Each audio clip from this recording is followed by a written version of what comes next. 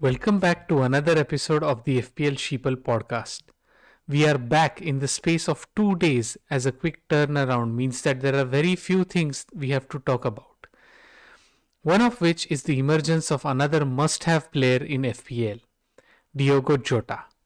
I am joined by my co host Donatello, who already had the idea ahead of many. So, Donatello, what other awesome prophecies do you have for us today? Yeah, I think all our transfers which we've made historically are now starting to pay off. Like I got Jota a couple of weeks ago, and I got like he got 8 points and now 14 points. So it feels good that all our content creators picks are working out um as the game progresses. So I don't have any prophecies, um, but I just want to keep doing what we're doing because at this rate we are definitely ending up in like top 100,000 for sure. So Yeah, really excited for the upcoming game weeks. yeah, that's for sure. And so, yeah, so we'll just jump into our episode for game week 13/14. And we don't have a lot to discuss. Again, another shorter episode. We start off by looking at the template team from 20 content creators from game week 13.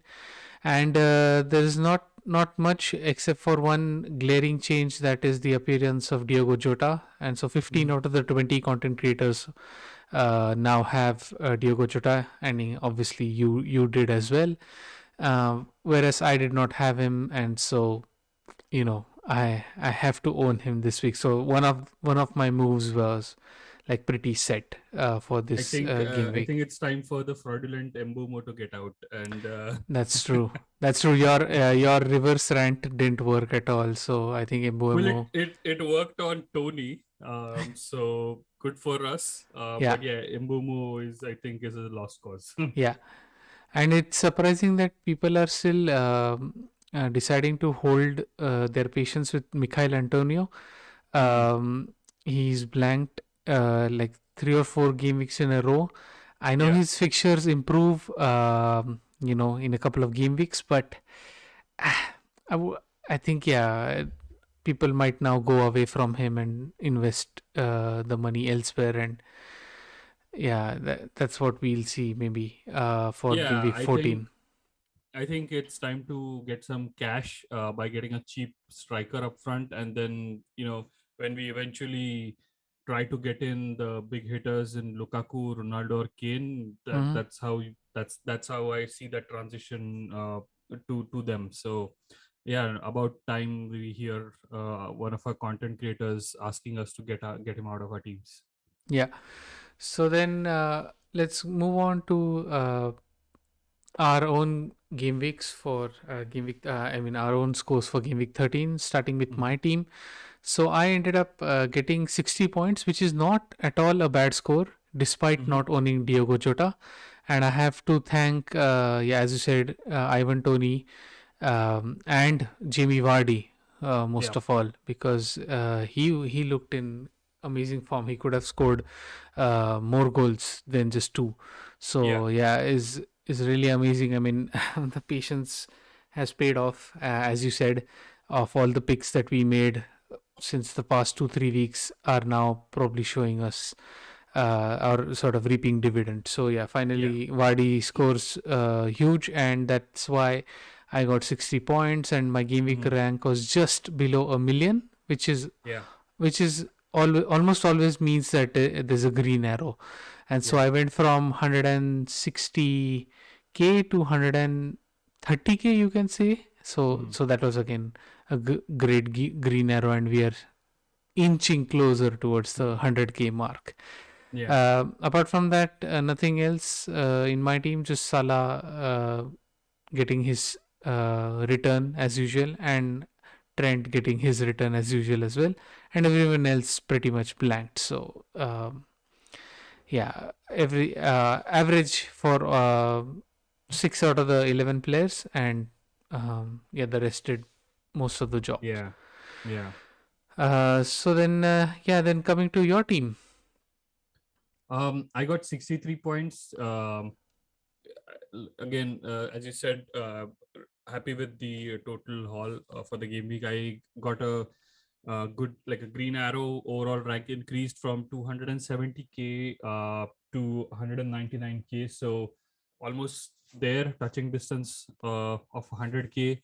Another couple of game weeks like these, and I'm sure we'll both be under 100k. Mm-hmm. So yeah, that's exactly what we're aiming for. And as for my teams, I got like couple of players who did really well. One is Sanchez in goal. He got me 8 points. And obviously Jota with 14 points, scored 2 goals, could have scored a couple of more, but Mm. unfortunately he didn't get his hat trick. And then Ivan Tony finally returned 9 points. um, and that's pretty much it. Son did not play because the Spurs match got cancelled because of the storm in England, and so my substitute who came in was Laporte, and he Mhm. he got a. I mean, City conceded that clean sheet very late, and then he also had a yellow card, so 1 point for him. So overall, only a few players who stood out and helped me get to 63 points. Otherwise, it's not much to talk about here. So that's my game week. Yeah. Uh, yeah, sounds good. Then we move on to the creator team comparisons. So for Game Week 13, so here we compare all the starting 11s of the 20 content creators who we are following throughout the season. And Mhm. this week again we had to go down the list to pick our creator of the week, and this time it was the second runner up with Lee from the FPL family, who came in as the creator of the week with 72 points. So he was third in our list. I think Mm. FPL Salah topped the list again with 73 Yeah. points, and Big Man Bakar, who featured last week, I mean, just 2 days ago, again came up with 72 points. So yeah, he's been doing well. He's just flying up the ranks, and now Lee is our content creator of the week. And yeah, for him, he had Vardy and Jota, who were the standout, picks for this game week. But he also had Bukayo Saka, which is a great differential that made him stand out Mm. apart from the other teams which we also follow. So yeah, so 72 points for Lee, and he will feature as our creator of the week before game week 14. And now we can take a look into more details about all the 20 content creator teams. Mhm. So to do this, what we do is we may prepare a spreadsheet uh, before every game week, where we take the starting 11s of the 20 teams, and then take a look at which were the players that featured most heavily in the teams, and which were the players that were um, played by only a few content creators. And so we take a look at this spreadsheet and try to see what were the players that set some teams apart from the others by looking at their game week points, and also taking a look at each of the total points and overall rank, to try and see what are the really top content creators doing in terms of their picks versus the ones that are doing not as good, but what are the players that they have, and just to make a comparison every week, just to see what the good pool of players are and which way is the sort of crowd moving towards. So yeah, that's why we take a look at this spreadsheet every week, and then we have a few key takeaways or summary points that we focus on every game week. So then let's take a look at the takeaways for game week 13/14, starting with your takeaways, Donatello. Sure. I really don't have much to talk about. I feel like uh, most of the content creators had like like they had everyone had Salah captain, pretty much had Trent, Cancelo, James in defense. So in terms of that, like everyone was on the same page. The only thing that set the rest of like the top content creators in this list, apart from the ones at the bottom, were like some of the differentials. Was like I know I put Dennis here, but I'd like to start with Jimmy Vardy, who scored like 12 points. Um, uh, he was like a really great differential for however many. I think it was 6 or 7 content creators who owned him, and all of them were at the top of the Mhm. spreadsheet. So that's how you get an instant boost above your competitors. And then Emmanuel Dennis, I think only one player had him.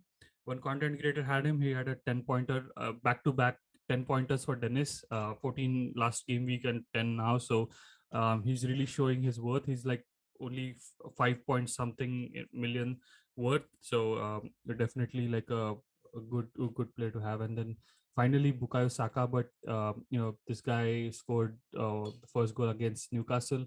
The only catch is he got injured and was taken out. So I'm not sure if he's going to be like featured in the next match against United, which is the big one. So, Mhm. but yeah, so like these were like some of the differential players which I feel were important in for like the top players in the spreadsheet, which set them apart. So those are like my takeaways for this game week. What about yours? Yeah, so for me, I typically look at what the range of the points are, and just to get an idea of um, how much of a difference or variance there was. And Mm, this week it was the range of points was somewhere between 49 and 73 points. mm, And I realized that the major difference was made because the teams towards the bottom did not have Vardy and Jota, so that's mm, 26 points right there, and that's almost exactly the difference for the right. entire range. So yeah, every game week, that's what I notice, is that the range is pretty is decided almost always by like one or two picks, which Yeah. the teams at the bottom do not have, whereas the teams at the top have. So it's very fine, and therefore it's still true that the template is strong, and it's like one or two picks here and there that are setting people apart from each other. And so it's really important to for us to also get these picks um, on point, so that we also get the benefit from the points that these players get. And another thing that I thought could be interesting right now, because it's sort of a one third of the season is over, is to take a look at what the average current rank of all the 20 content creators is, and then see where we are compared to that. So the average rank for the 20 content creators is 115k so far, Mm, and I am at 130k and you are at 199k, so we are not far away from the average of the content creators. So we are playing as good that's as, true. I mean, obviously we are following them, so we are playing as good as the average of all the content creators, which I feel is a perfect place to be at, because we are following all of them and we are featuring each one of them as the content creator of the week every week.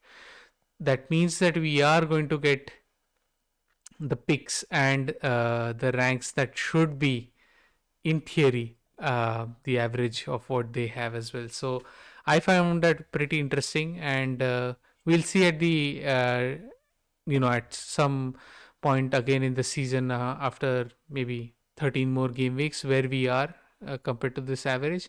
And Yeah. obviously at the end of the season we'll see if we overperformed or than the average, or underperformed. So yeah, that'll be interesting. So I just thought we should look at this, and I was really pleasantly surprised to see we are there and thereabout. I think the rank might be different, like 115k and 199k might sound like a lot of difference, but I feel that's just like 4 or 5 points, and that's not a lot.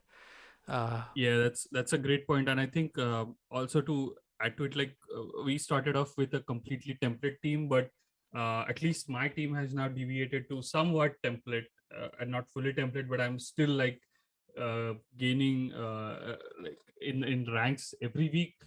So it will be interesting to see where, if there will be a point in the next few game weeks where we have to become template in order to stay top, or do we have to become differentials. yeah, So that's a great point that you brought up.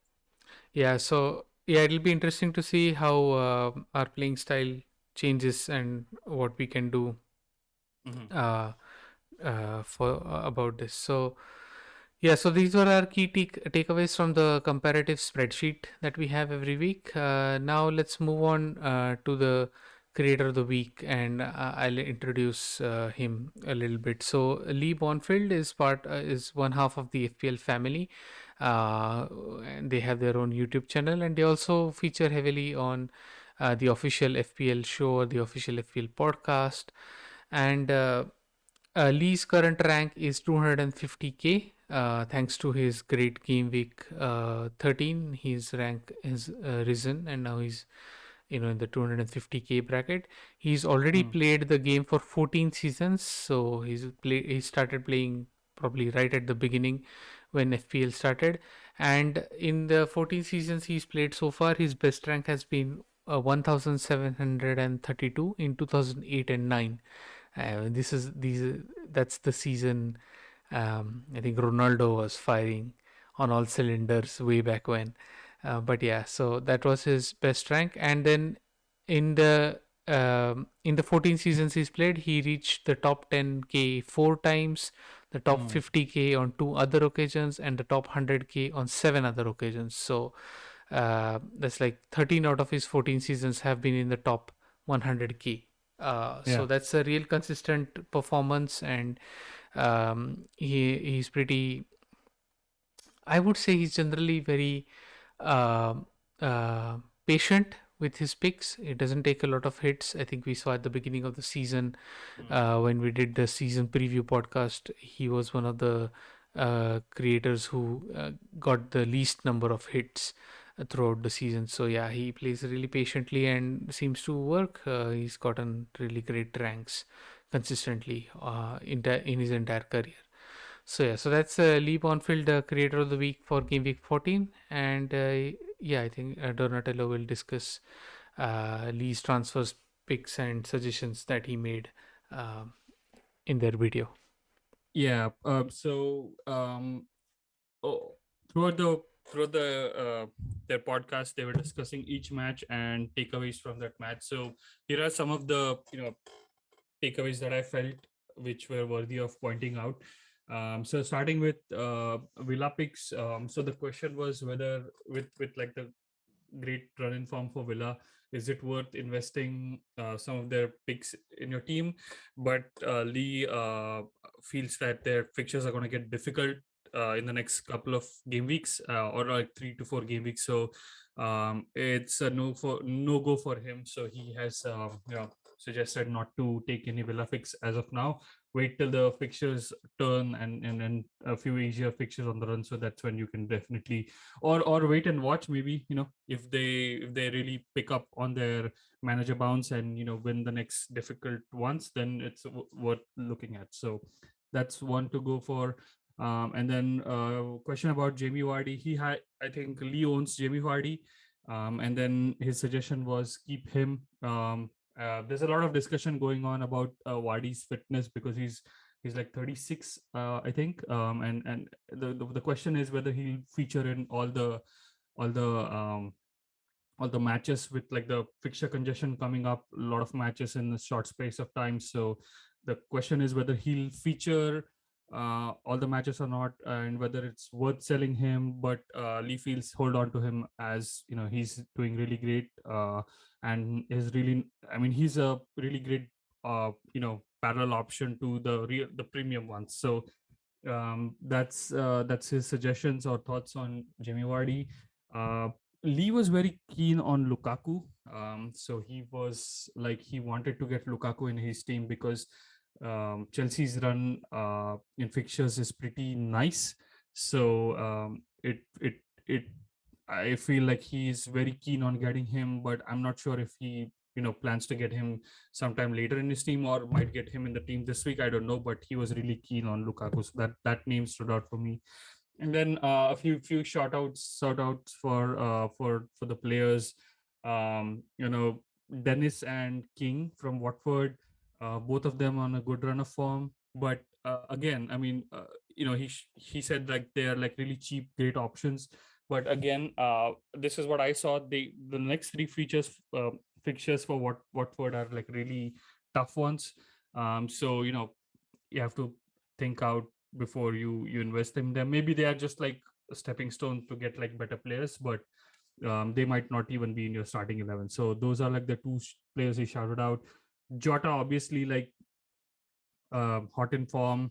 Firmino's injured, so 100% starter for Liverpool. So he is a must-have in your team. Lukaku again, as I mentioned previously, a must-have with Chelsea's run in form. And then again, he was keen on Saka, but if Saka is injured, like if the injury is serious and if he doesn't feature against United, he might just swap him. He might do a direct swap for Smith Rowe for the upcoming game week, but it all depends on how serious Saka's injury is. And then a couple of players he preferred would be avoidable were Foden and Madison, because Foden, we don't know about his fitness, and how soon he'll be back in the team. So uh, it's like a stay away from Foden. And then even with Madison, even in this match where he scored once and assisted twice, it feels like it's just one off, and then he's not going to do it consistently against the big teams. So that's an avoid for him. And then again, Rafinha, same question whether to keep him or hold him. Lee's thoughts are that it's a keep for the next 2 game weeks, because those are good fixtures on paper. So you might get benefits from Rafinha. So it's a keep for the next uh, couple of game weeks. And then finally, the fraudulent duo, what to do with them.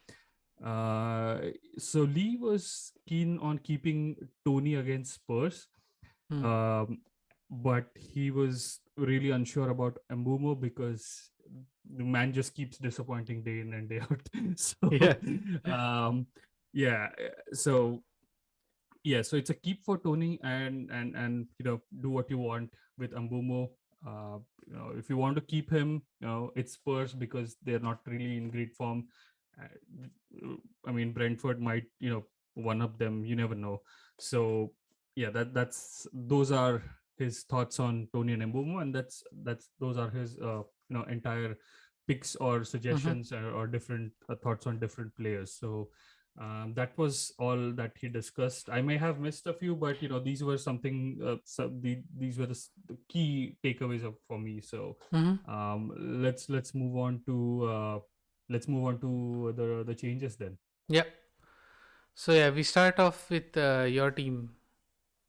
Yeah, with my team, uh, yeah, I really I didn't feel like making any changes based on the picks or the suggestions made by Lee, because I own few of the players that were mentioned there, and I could not afford to get a Vardy or Lukaku in my team, because that would mean I would have to lose out on Son, Mhm. who I intend to keep for the next few game weeks. So, um, taking a leaf out of your book, what you've done is you looked at his team and Yeah. looked at the players that he had. So that was the idea I got. And then the only player that I didn't have was Alonso.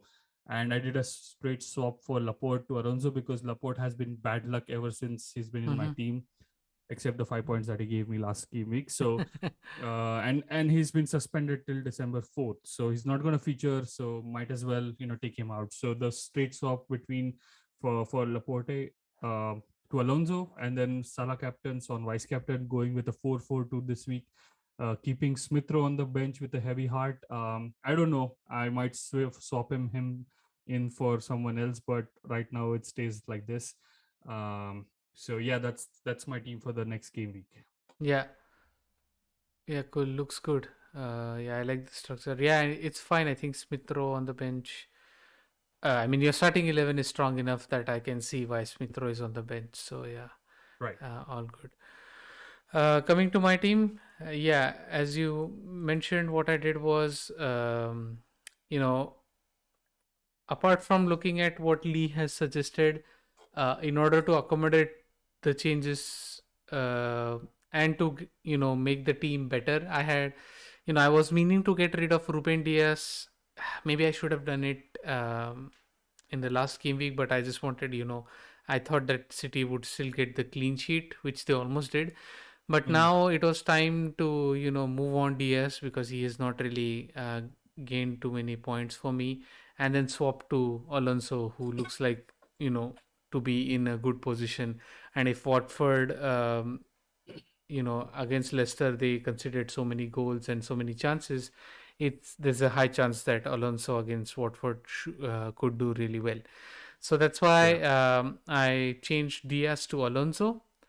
And then I also got in Jota because, as I said at the beginning of the pod, Jota is now a must have. And I got out Mbuemo, who was absolutely not doing anything. And yeah, for sure, I think I have now sealed the reverse curse on Mbuemo, and he will score a ton of points this week. But I don't care because I have Jota, and I feel Jota is going to, in the long run, outscore Mbuemo for sure, unless injuries or whatever happen. Yeah. So I took a -4. Not a problem. I've only taken one -4 so far at the beginning of the season, so it's fine. I can afford to take one. I am in a good position, and I feel that the points gain over the next few game weeks will be a lot with these two moves. Yeah, I also went for a 4-4-2, and Mikhail Antonio is on the bench for me against Brighton. That's slightly that's a big one. yeah, 50-50 call between Tony and Antonio, but I will give it some thought and before tomorrow's deadline. How about Antonio for Gallagher? No, Gallagher against Leeds, I want him. Okay. So I want Gallagher against Leeds and Rafinha against Crystal Palace. So yeah, they're playing each other, but they both have great chances to score or get returns. So yeah, Leeds fixture will always be. I'll always play a player who has a Leeds fixture because there's always a chance that it'll be a high scoring match. Yeah, Antonio versus Tony is something I'm still thinking about. Maybe tomorrow I give a few other content creators a listen, and maybe they help me decide this better. Yeah, apart from that, yeah, everything else seems pretty template. And yeah, Salah is my captain, Vardy is my vice captain, and it should be good. Looking forward to the game week. All right, so then with that we come to the our predictions for game week 14, and we're just going to run through any of the predictions that are different from different between the two of us. So for example, I have gone for a Crystal Palace 2-1 victory, whereas you've said it's going to be a 0-0 draw. Yeah, based on the last match. Yeah, possibly. But it's just like Leeds and Crystal Palace normally end up scoring goals. So yeah, I hope they are able to have a good scoring match. Apart from that, the only difference I notice is that I've gone for a Wolves victory against Burnley, whereas you've gone for a draw. And I think both the results are possible. It's just that I feel Wolves are a bit better, sort of attacking wise, and could win this one. And and then the big difference, we should probably be mocking each other much more and be more sort of how do you say aggressive towards each other, because the United versus Arsenal match this weekend. But I think both of our teams are in such a such a weird state that we are sort of passive about this. I don't know what you're talking about. We're fifth in the table, so yeah, I'm sure. Yeah, it must have been a very long time since Arsenal's been above United in the table for a couple of game weeks or something like that, right? Yeah, and even if United win, then this game we are still mostly fifth in the table, because most of the teams are like 3 or 4 points behind us. So yeah, that's true. But I think I am hoping for a cracking game, just like the old times where this was a big rivalry. Like players used to hate each other, but like I want like a good game with great intensity and goals, of course. So yeah, looking forward to that match. Yeah, and it's the first match of the Ralph Rangnick era. So Oh yeah, he's going to be taking. Is he going to be in charge for that game, or is he going to be in charge for the game over the next weekend? Well, he's at Uh, least officially the interim manager. I don't know if the work permit and all of those issues are going to be sorted right. out before the fixture. So I'm not sure if he's going to be in the dugout. Yeah, yeah. It would be interesting to see United Gegenpress. I've never seen that team do that ever, but Yeah, hoping that Ragnick transforms it to yeah. something good. I So yeah. It's not happening for sure against Arsenal, but hmm. there should be some sort of phantom manager bounce, just like because there's been an announcement. Just Well, naturally, there should be some I am bounce. more fearing Ronaldo, with his vengeance for not winning the Ballon d'Or, might score a few Uh, against us. So, Maybe, yeah, let's hopefully. see. Yeah, so should be interesting. So obviously, I've gone for a United win, and you've gone for an Arsenal win, and we'll see how it goes. Yep. So yeah, yeah, that's it from us for this podcast, this episode. So really, probably one of the shortest ones we've had so far, and it makes sense given that it's just 2 days between game weeks. But nevertheless, we've done one and have all our usual segments in there. So yeah, so good luck everyone for Game Week 14. Um, and yeah, we'll have another episode obviously this week because we have another game week over the weekend. So we'll see you between game week 14 and 15, and we'll see what happens. Maybe because of the short turnaround, there's probably going to be a lot of benchings and substitutions, so may not get a ton of points this game week, but that's okay. That's expected. But anyway, good luck to all of you, and we'll see you again probably in a couple of days. Yep. Yeah, and so yeah, good luck and goodbye from me. Good luck.